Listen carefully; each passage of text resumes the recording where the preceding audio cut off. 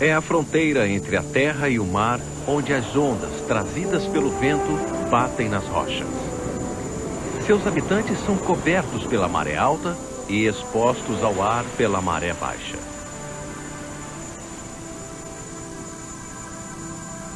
Porque alguma coisa resolve viver aqui.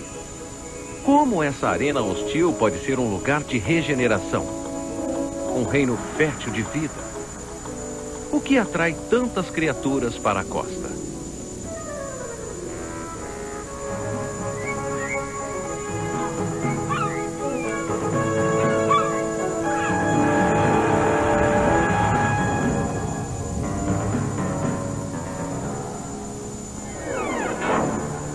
Mais formalmente conhecida como zona entre marés, é a maré que define o limite da costa. O ponto mais alto em que as ondas lançam sua espuma marca a fronteira superior da costa. Sua fronteira inferior é assinalada pela mais baixa das marés.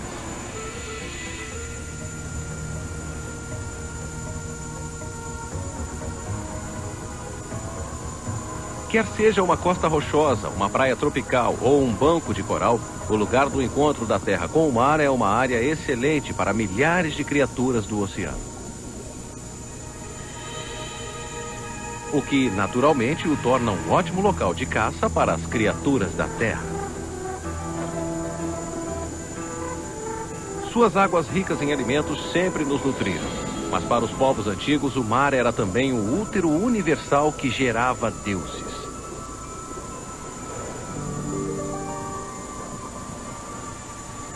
Oanes, um deus babilônico, metade peixe, metade homem, emergiu do mar e deu à humanidade tudo o que é civilizado. Os gregos acreditavam que as marés eram governadas por Diana, a deusa da lua, muitas vezes representada como um caranguejo, uma criatura com o poder de regeneração. Não é de admirar que o lugar do caranguejo no zodíaco, o signo de Câncer, seja associado ao renascimento.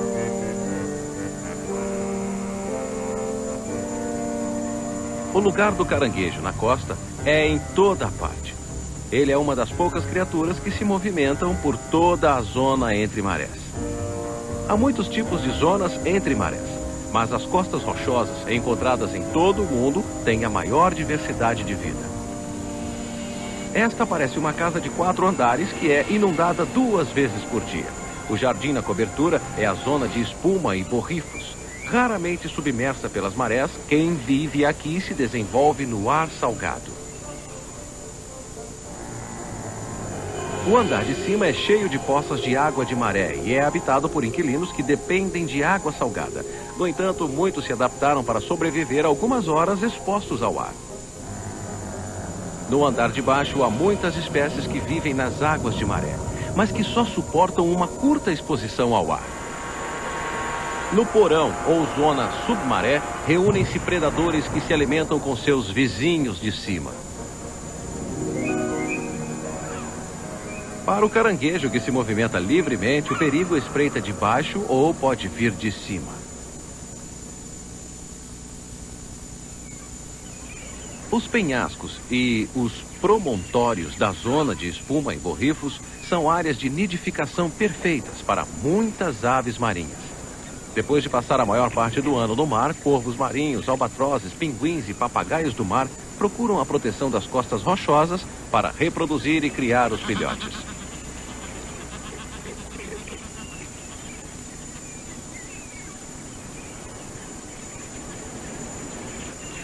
Devido à popularidade dos ninhos com vista para o mar, esses pinguins e corvos marinhos, às vezes, vivem lado a lado em colônias integradas. Mas a atração principal desses sítios é a fartura da natureza, essencial para alimentar os filhotes.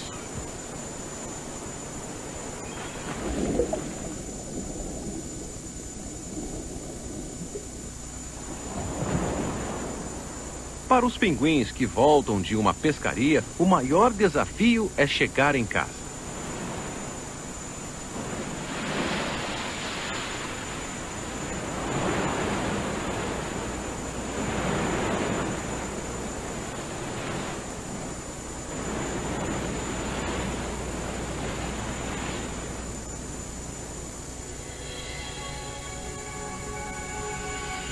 Já para as plantas da zona de espuma e borrifos, é água. Água por toda a parte, mas nenhuma gota para beber.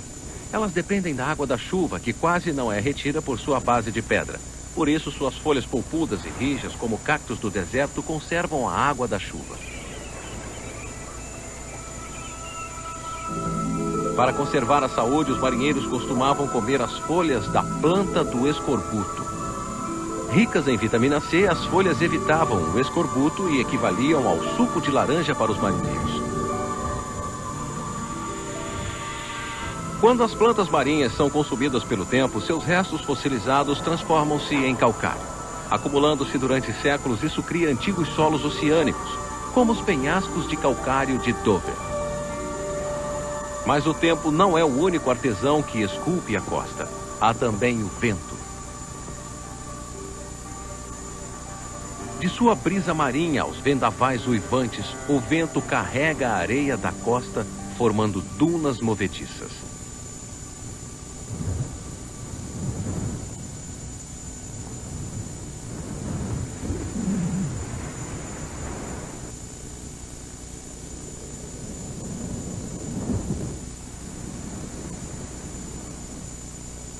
Os ventos transformam as plantas em cataventos retorcidos que revelam a direção do vento predominante. E fazem das marolas ondas de rebentação. Quantas ondas quebram na praia? As ondas batem na costa norte-americana do Pacífico 8.000 vezes por dia. Apropriadamente chamadas de ondas de rebentação, elas transformam algumas costas em exóticos jardins de esculturas.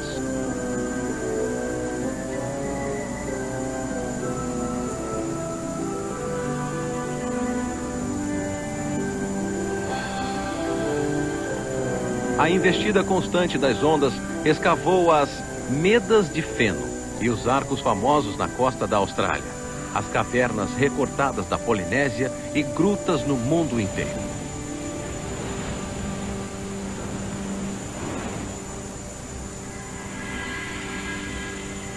Mas essas são apenas instalações temporárias no Museu do Tempo. Porque o mar, como um artista nunca satisfeito, não para de esculpir a costa.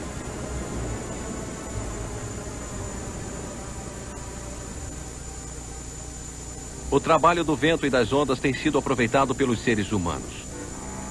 As cavernas e túneis escavados na costa de Hardings, na Inglaterra, foram usados por contrabandistas. No século XVIII, uma bebida estrangeira nova e popular, conhecida como chá, pagava um imposto de importação de 129%. Logo, 2/3 do chá da Grã-Bretanha eram fornecidos por contrabandistas e muitos deles utilizavam essas cavernas.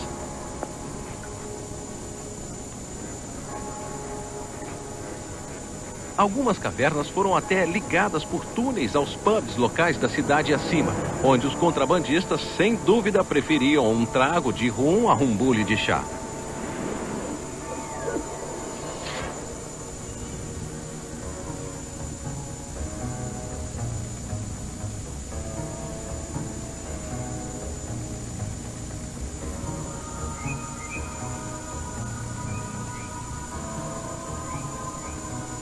Na zona mais alta, submersa pelas marés, há grande quantidade de poças de água. Nessa faixa e na série de poças que se formam na rocha, vivem as criaturas que precisam ficar submersas parte do tempo, mas podem sobreviver descobertas de 8 a 18 horas por dia.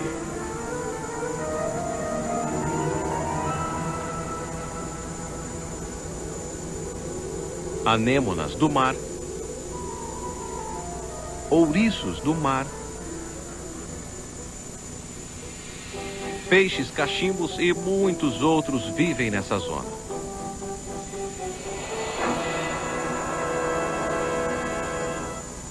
Para as cracas que moram aqui, a maré alta fornece um caldo oceânico de algas e plâncton. Na verdade, um crustáceo e primo distante do caranguejo, as cracas começam a vida como larvas. Encontrando espaço numa nova colônia de cracas, elas se estabelecem, firmando a cabeça na rocha e desenvolvendo uma concha dura como proteção. O que as cracas, barnacles em inglês, têm em comum com esses gansos? O nome deles, barnacle, vem de uma época em que as suas áreas de reprodução no Ártico eram desconhecidas. Como gansos mortos chegavam na praia cheios de cracas, os cientistas concluíram que eles nasciam das cracas, ou até de uma árvore. As cracas podiam ter coberto o trono do rei Canuto. Achando que tinha o poder sobre as marés, ele levou seu trono para a praia e ordenou que a maré parasse. Uma hora depois, o trono real estava embaixo d'água. Os povos nórdicos antigos acreditavam que o fluxo e o refluxo das marés eram causados pela respiração do deus Thor. Sabemos hoje que as marés são causadas pela gravidade da Lua e, em grau menor, pela do Sol. Nesse jogo infindável de cabo de água, a gravidade da Lua atrai o oceano, fazendo a maré subir. O resultado é a maré alta.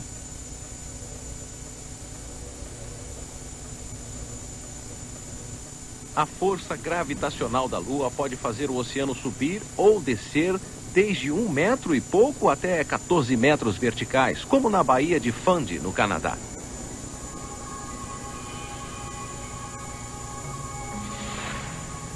Quer desvende de promontórios rochosos ou o rosto de uma deusa, a maré sempre traz alguma coisa. Nascida da espuma do mar, a deusa hindu Lakshmi simboliza a generosidade ilimitada do mar. Em nenhum lugar as riquezas do mar são mais evidentes do que numa poça de água de maré. Livres por um momento da força das ondas, os habitantes das poças de água de maré desprendem-se das rochas, abrem seus tentáculos e vão se servir no buffet. Coma quanto puder.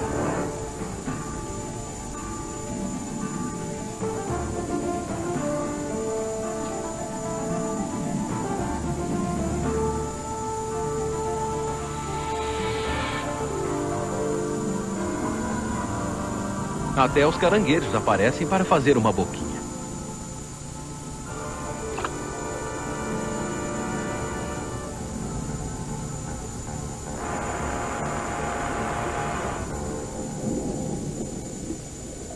Uma das técnicas mais curiosas de se alimentar é a dos ofiuros. Primeiro eles atraem a comida, depois usam seus braços para passá-la para a boca. Como nunca fazem dieta, as estrelas do mar vivem se empanturrando. As anêmonas do mar, às vezes chamadas de flores da costa, usam seus tentáculos com um ferrão para tordoar e capturar a presa. Mas essa lesma do mar é imune ao veneno da anêmona. Ela come os tentáculos com veneno e tudo.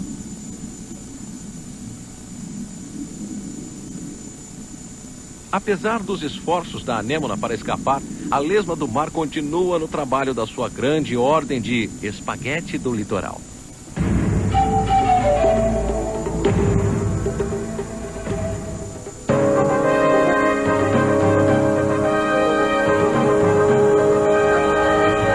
Há séculos os seres humanos vão para o mar para arranjar comida.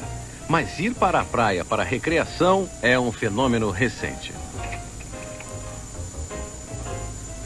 Na época vitoriana, as cabinas com rodas chegaram às praias para proteger as pessoas recatadas dos curiosos. Desde então, tem sido comum ir à praia em busca do sol, areia e ondas.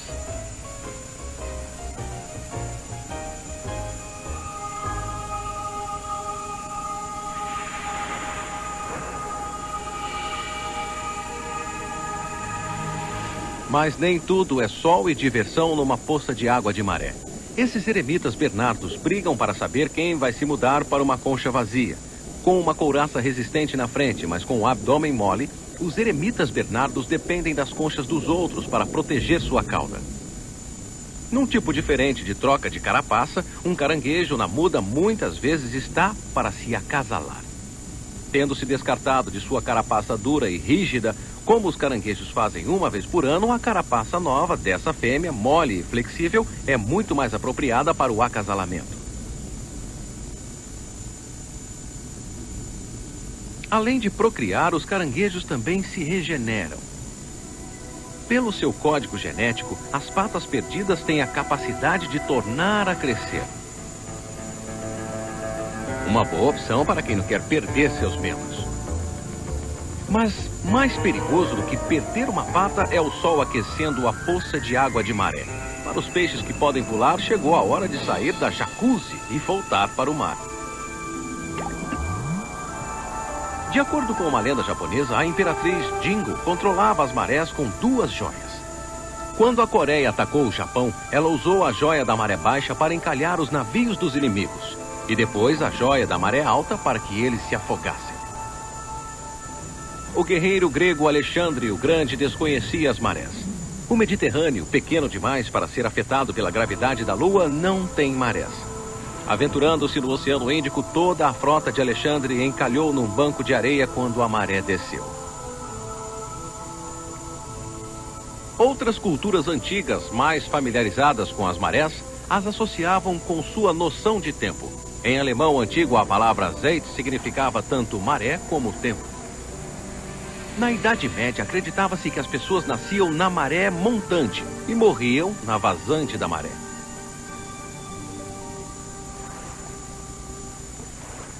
No mundo natural, há um pouco de verdade nisso. Os ciclos reprodutores do límulo estão sincronizados com a mais alta das marés altas, chamada de maré de lua.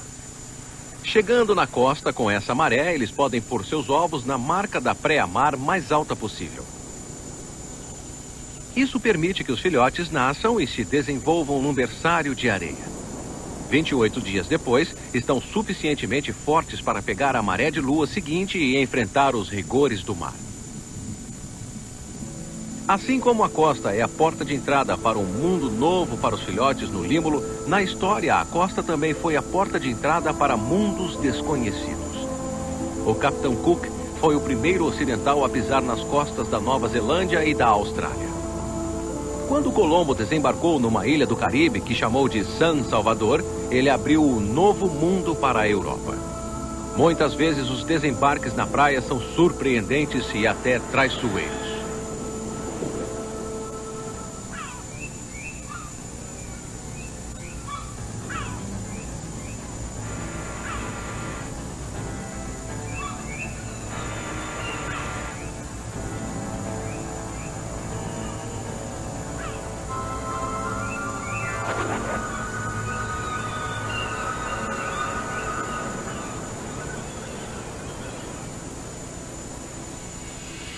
Enquanto os predadores podem vir do mar ou da terra, as próprias ondas constituem uma força a ser enfrentada.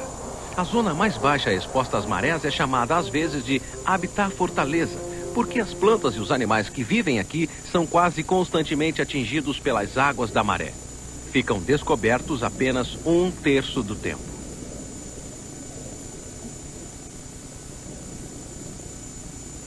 Essa alga parda gigantesca forma florestas submersas, abrigos na água salgada para inúmeras criaturas, inclusive para esse peixe, parecido com suas folhas, um bom disfarce para evitar os olhos gulosos dos predadores.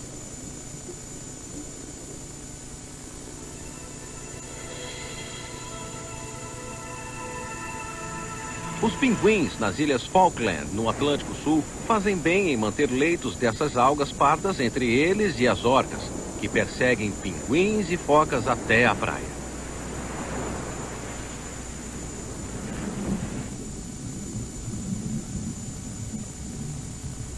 Como essa alga pode crescer até 90 centímetros por dia, seu cultivo tornou-se um negócio lucrativo.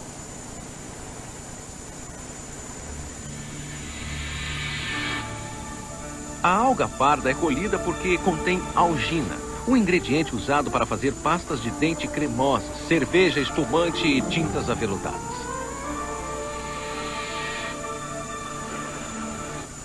As lontras do mar gostam dos leitos de algas pardas por outras razões. Há um grande suprimento de moluscos aderentes às pedras.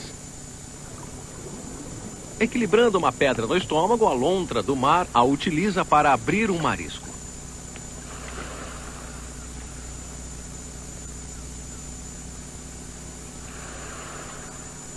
Bem alimentadas e felizes, as lontras do mar deitam-se nas algas para uma cesta tranquila.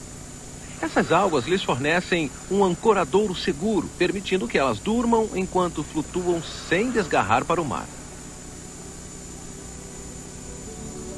Prendendo-se por meio de filamentos mais fortes do que arames, os mexilhões aderem às rochas formando grandes colônias.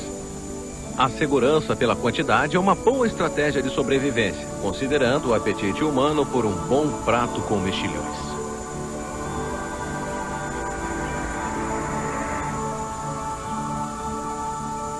Os leitos de mangue equivalem às florestas de algas pardas nas águas quentes do Pacífico Sul, do Oceano Índico ou do Mar do Caribe.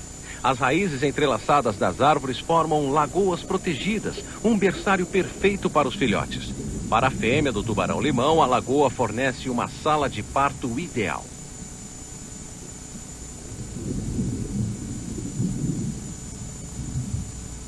Seus filhotes passam 3 anos aqui enquanto crescem o suficiente para poder se aventurar no mar aberto.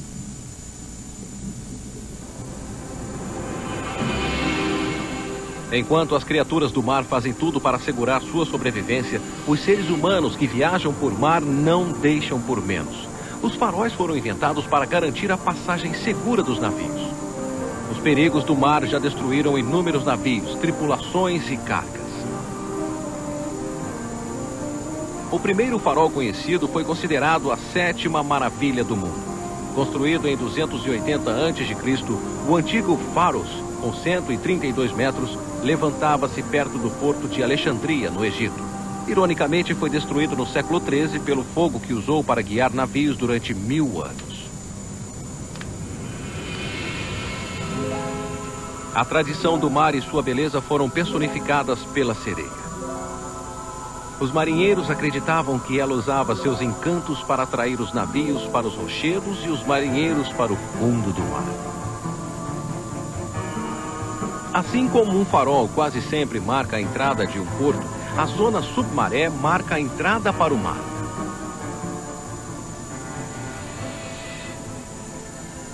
Constantemente submersa, a zona submaré começa onde a mais baixa das marés baixas recua.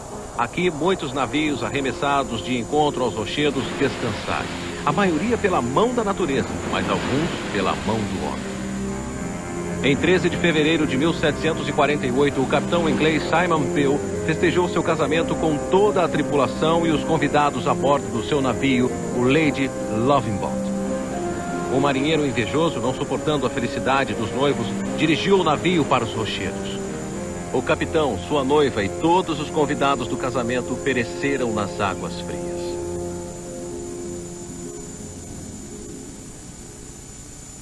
As criaturas da zona submaré aproveitam ao máximo esses desastres, transformando navios naufragados em cidades submersas.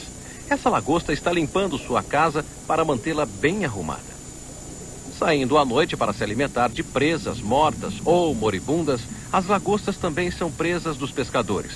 As maiores lagostas encontradas tinham mais de 90 centímetros e pesavam acima de 20 quilos.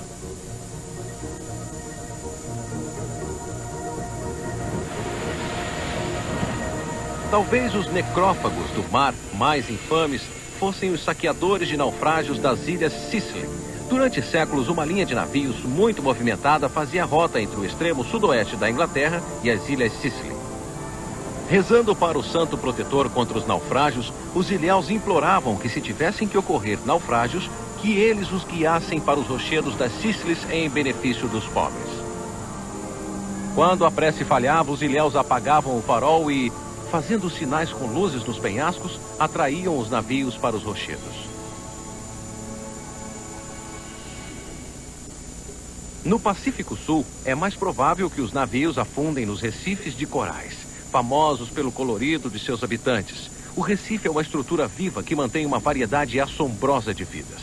Embora o coral morra, se descoberto, ele vive bem nas águas rasas das costas tropicais.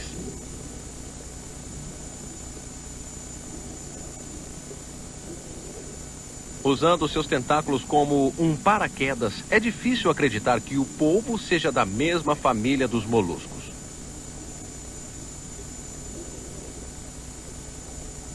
Mas muito poucos moluscos têm a capacidade do polvo de desaparecer numa nuvem de tinta.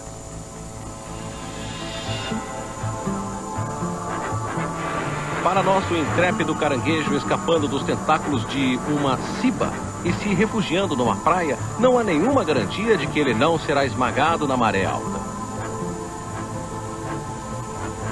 A força das ondas moe pedras e pulveriza conchas.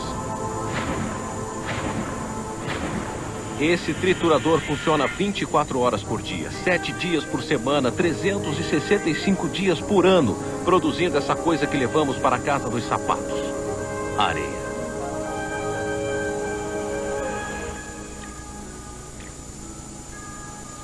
Há séculos, os seres humanos vão para a praia para recolher suas recompensas, enterrar seus mortos e reverenciar seus poderes misteriosos.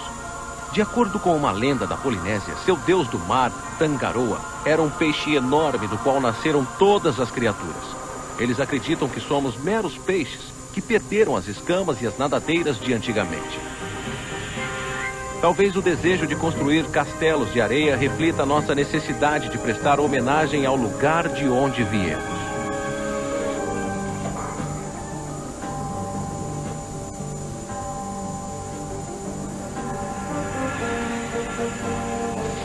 Nos esconderijos e fendas de sua linha sinuosa, a costa sempre oferecerá a promessa de tesouros secretos a serem descobertos.